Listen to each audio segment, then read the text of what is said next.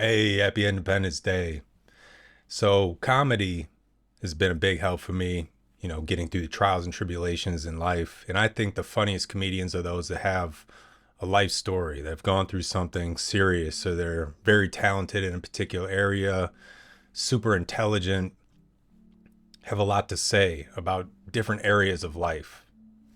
And black folks, to stereotype, have been through a lot in this country and still are going through some very terrible things to this day. And for those reasons, unfortunately, also fortunately for us as appreciators of comedy, there are a lot of talented black comedians and many from the Midwest. So here we go, 19 of them. Starting out number one, Tony Baker, Skibbity Baps. Right before the pandemic sort of took, I got into all deaf comedy, and he's one of those leading faces of all deaf, or was when it was really popping. Great actor. He does all these voiceovers with animals, like cats, elephants, whatever, all different types of animals, pets or wildlife. Hilarious. So check him out. And again, his acting, watch those all deaf sketches. Tony Baker is one of the top of that group as far as acting goes. Troubled water only goes under the bridge if that bridge leads to forgiveness. Ooh. Damn. Feel every piece of that, fella. Next up, Hannibal Buress. Got into his comedy when I was on the road, moving houses on trucks. And he was just easy to listen to. He's so chill and relaxing. And he says, "You were jaywalking." And I said, "Sorry about that." And I tried to keep going about my day, because I thought that's how jaywalking was handled as a crime. You were jaywalking. My bad. We're done here, right? That's it. I acknowledge that I jaywalk. I apologize not for the act of jaywalking, but how my jaywalking made you feel. Just has one of those voices that, can put you to sleep. But he's funny, wake you right back up. He's great to listen to on the road. I highly recommend Hannibal Buress. And then Godfrey. Danchima. I had to look at his name because I'm not sure. He doesn't really use his last name, just goes by Godfrey. Primo impressionist. Just the best. His Steve Harvey is untouchable. It's not about Steve Harvey. This is about y'all. 85 South. I'm real proud to see that. Because I done work. I remember when I had $5 in Cleveland. I had one shoe. One damn shoe. And he does a whole array of different voices. And I've been watching his In Godfrey We Trust podcast too. He's been putting out some knowledge with that, not just comedy. And again, those who are the funniest to me are smart. They're experienced. They have a lot to say about different areas of life, family, struggle, work, and just how to have fun without, attacking other people, finding these little pockets in our society that are, easy to make jokes about or teach us something about that we wouldn't otherwise think about. So yeah, Godfrey. And then DeRay Davis. He was one of those guys that I ran into from a distance, right? Because don't get too close to the celebrities when I was out west in LA. And hilarious in person, on and off camera. But, I saw him on Wild 'N Out, one of the superstars in there. Really embraced his light-skinned side, but he's a big guy too. And he gets called out a lot for different reasons, but he always has something to come back with. You look like you gave up a long time ago. You look like Calvin Cambridge. You look like nobody believe in you. It look like your beard broke up with your face. Even light-skinned don't like your light-skinned ass. You look like you masturbate to cartoons. He's hilarious. DeRay Davis is super underrated as a comedian. Gabrielle Dennis, because of course the whole list can't be dudes. There are plenty of seriously funny black women too. And she was perfect on Blue Mountain State with her character. Just nothing would impress her, and she played that perfectly. Eventually, she stars on a Black Lady sketch show. Well, sometimes I wish I was not a bad bitch all the time. Like, sometimes I wish I was just an okay bitch. We don't use that type of language up in here, bitch. It's just a lot of pressure. Like, I want to wear normal house slippers, not 3-inch heel house shoes. Smart, quick, like her a lot. Mike Epps, of course. How High and the Friday movies, his stand-up, just always on point. You know how I escaped. I fought my way up out of there. I hit about 5 dudes, knocked about 3 bitches down. You know I don't play, Gina. Baby, you can't fight. Who can't fight? I was knocking. I hit this one dude. He was ran up on me. I was like, He hit me in the head twice. I then look, and I grabbed, and then he hit me one more time. He's a pillar of comedy. You can never leave him out. And, he's been in a lot of roles in different movies. So, you like to see his face. You wonder what kind of character he's going to be. And right alongside him, I would put as a king of comedy, Eddie Griffin. So, some of these other guys, I'm not even going to mention other names, or I'm trying not to outside the Midwest. But Eddie Griffin, really stands out. And his acting in Deuce Bigalow, he was great. And all these other characters he played. But if you haven't seen Undercover Brother, watch it today. White girl or no white girl, I want to know where the hell have you been? Not there, because that's where people who swear go. Thank you very much. You sound like a 14-year-old white chick. I don't think so, sister girl. It's sister girl, dude. Maybe on Planet Ebonics, but where I come from, we like to pronounce our E's and our R's. Thank you very much. You have to see Undercover Brother. It's one of the funniest movies I've ever seen in my life. And Eddie Griffin just destroys it. He's laughing like the whole time. So thank you so much, Eddie Griffin, for just absolutely destroying that movie. One of the best performances comedically I've ever seen. Steve Harvey. So grew up watching a lot of Steve Harvey show. And I saw him out west too. And I remember he was just talking to the crowd in between shots, which he does when he's on set. And I remember one of the things he was saying off camera, he was kind of talking to himself and saying, "Hey, Steve, why do you keep doing all these shows?" And he said to himself, "Because I get paid. They keep telling me that I should do them because they keep paying me to do them," and that kind of thing. And he can adapt to any different kind of situation. He's got his talk show. Most people don't want the responsibility of being a leader. But let me tell you the trick, though. The responsibility and ramifications and consequences of being a follower is more dire, and more severe. Because now, as a follower, you just got to go along with whatever. You know how many adjustments you got to make when you're a follower? A lot to say. Smart guy and a great role model. Corey Holcomb, another Wild 'N Out star, and he's got the 5150 show going, and he's one of the people that really pushed me to talk about things outside of a typical podcast, because he covers a 5150 in itself. Is a very extreme concept, but he's talking about not just race or like weight. He got to have somebody he respect and got love for him to tell them. Did you hear what I said? He got to have somebody he respect. Because obviously the motherfucker around him, he ain't respecting them. Right. It's got to be somebody he respect that's going to let him know, look, bro, don't do that shit. Me thinking to do Mentally Enabled just really keeps it open to a lot of different subjects too.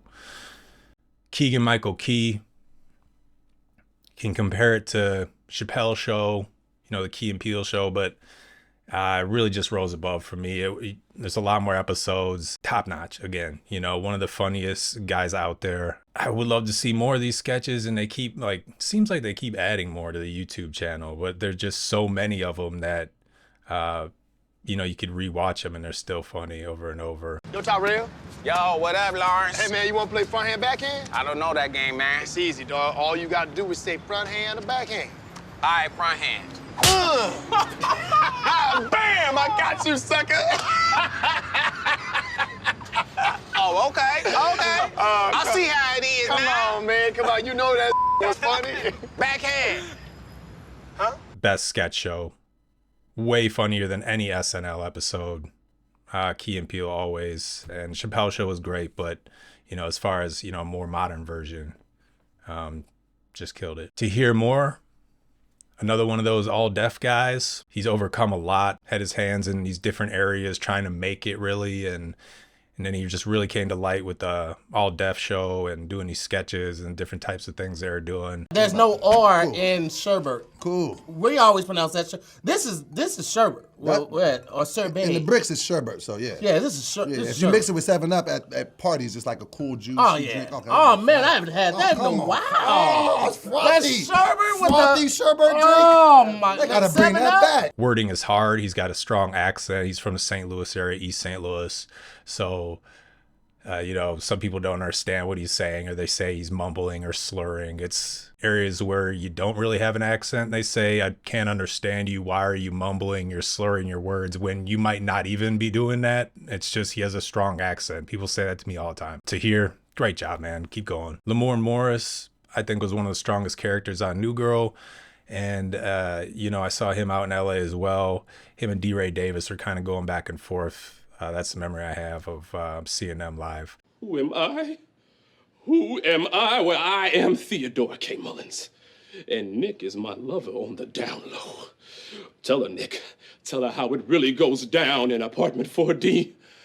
Oh, great Negro spiritual, please come down and loose these chains on this woman. You don't always see a black man on a show who can do the serious part, but also the goofy stuff and, really drawing fans. But he was doing that. And then he's also a policeman on that show, just different, showing a different side that you can be all these different things, not just as a certain color or shade of person or from a certain ethnic background, but just as a human being and like be authentic and interesting. Jeremiah Phillips, if you don't know who that is, shame on you. One of the funniest, if not the funniest sketch comedians on YouTube, period. Flat out. Jeremiah Phillips, sketches on sketches. Hey! What's up, G? It don't smell like booty in here, G. I know, G. It don't smell like no open ass. Hey, G. Huh? It come with air freshener, G. So like this car is ad proof. Yes, G. Hey, you give me some? Yeah, I got you right here. Thank you, because my mama had put a down payment on that little Suzuki. Okay, yep, I ended up getting it out the shop. Okay, for sure, bro. Hey, though, how you been, though? Freaknik tonight, ain't it? Yeah, we here, ain't we? Yeah, we there like we never been there. Yeah, you straight, though? Yeah, you cool, bro. Hey, you got a little Zimbabwe in you, ain't you? Man, get about. Hey, oh. Hey, G. Huh? Don't be pressing hard on the brakes like that, G. You gonna mess my thermostat up. Mess your what up? My thermostat up. Your thermostat? Yeah, quit pressing the brakes that hard. G, where your thermostat located? You an idiot. Everybody knows it's on top of the muffler, G. Right. He's got all these characters, Buford being one of the really goofy ones, different, age kind of character, but each one, he takes on a different persona. You could tell eventually like what kind of person Jeremiah Phillips is. Smart guy, quick-witted, and he's always working with Dominique, so they're always fucking with each other. And Jeremiah Phillips, man, to the top. Chris Powell, another one of those all-deaf guys. He goes by CP. So if you don't know Chris Powell, CP is the guy. And especially from the Roast Me portion segment of All Deaf, where they would just sit in a classroom and razz each other. And, he was one of the stronger ones. Some had to like prepare notes and have notebooks of jokes or comebacks and things like that. But he just always got them firing. And, that's kind of a quality of those from Detroit, I find, like just quick, and you got a lot of experience. You've been through a lot. So you have all these examples of things you can throw at somebody. These boots were a Father's Day gift. Yeah, from Frederick Douglass. All the way from Macon, Georgia. Y'all give it up for David. Oh, hey, look up. You're such a fucking whore. I love it. It works every time. Brent like a Tupac bobblehead. Boom like an empanada that fell on the ground. Nigga CP hair look like sheep shit. Set up with that dumbass shirt on. You wake up in the morning and put your eyes in the microwave.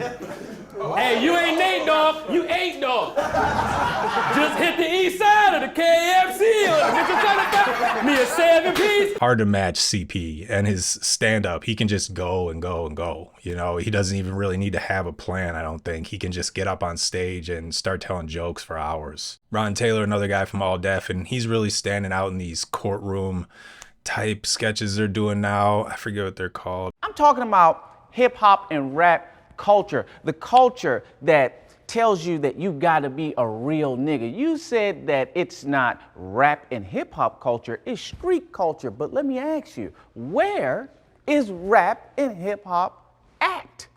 Where does it come from? The streets.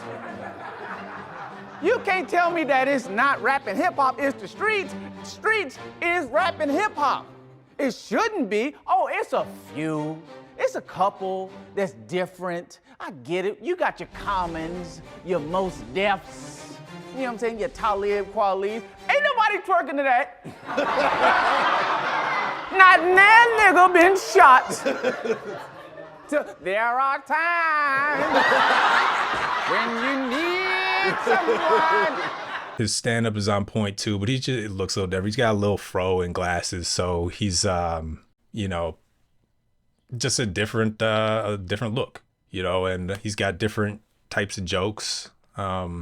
So look into Ron Taylor too. Highly recommend. Robin Thede, I mentioned Gabrielle Dennis earlier being on a Black Lady sketch show, but she's the one that created it. Another skilled writer, and worked her way into this, and that's turned into a big deal for her too. Things did not go according to plan out there tonight, but I'll take some questions. Go ahead. Olivia, hi. Laura James, Skins Weekly. Tough date tonight. Can you tell us what went wrong? Yeah, everything. I mean, you guys saw it. I was too focused on rebounding and not enough on scoring. Next. Olivia! Omega Bell, DTF Sports. This was your first time going head-to-head with Team Terrell. Can you walk us through your strategy? Sure. My strategy was to play hard to get. I waited a regulation 3 days before returning his text, but obviously Terrell is a tough competitor, and he really stuck with his game plan. Talented with the pen, and really admire her for sticking with it, and she's done a lot. Won a lot of awards, highly accoladed, so well done. Lena Waithe, brought her up in a previous podcast, but The Chi is fire. She also killed it on that other show with that dude who turned out to be a real creepy guy. I'm not even going to mention it, but she was really funny on this other show. You can look into it if you want. But her writing is incredible. Storytelling, just smart. Her jokes that are just her deadpan humor, but I like what she's doing. See, I don't want to walk in front of you. I want to walk alongside you because we're all in this together. This is our city. Our ancestors built this city, brick by brick, with bloody hands. And how dare we spill each other's blood on the streets they marched on? It's time for us to stop playing the blame game and become the heroes we in here praying for. Now, my opponent, Otis or Duda or whatever he want to call himself this week, don't care about you. All he wants is a bigger office with a nice view. And to be real, that's what most politicians want. But lucky for you, I'm not a politician. Lena Waithe, really enjoying it. Kanye West. If you don't think Kanye West is one of the funniest people from the Midwest or from America, you're crazy. You're crazy. You might think he's crazy. You might think I'm crazy. You might think that he's not doing it on purpose. That's ridiculous. Kanye West knows he's hilarious. Kanye West is one of the funniest people. If I could see a Kanye West stand-up show, it's hard for me to spend $100 or more on a show, but yay, I would do that in a second. Everybody says, who does he think he is? I just told you who I thought I was. A god. I just told you. That's who I think I am. He's always got something interesting to say. His music is legendary. Outspoken, just a businessman, just all these experiences in different areas, been through a lot of trauma. Kanye West is near the top. And of course, he's going to make the list of top comedians from the Midwest who are black. Last of the 19 for Juneteenth, we have Cat Williams, and can't forget Cat. I remember laughing to his stand-up specials nonstop throughout high school, and he's continued with them. These huge shows, and you know, he'd do them in these different areas, and I'd wonder, how does he get all these people in these different spots to come out and see him? But he's got the style and the chains. He comes up with dances for different situations, and really speaking out for black folks in general. I tried to tell people on the last tour, it was called conspiracy theory. I tried to tell people what the fuck was finna happen, and it done fucked around and happened. We said Trump had a chance because he was exciting. and America loves excitement. And Trump been saying exciting shit the whole time. Trump was on the news. They asked Trump about the leaks. Trump said the leaks are real, but the news is fake.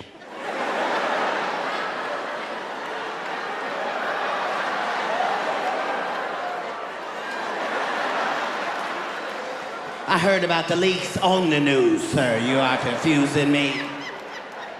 That's like the police pull you over, you tell them the blunt ain't real, but the smoke is.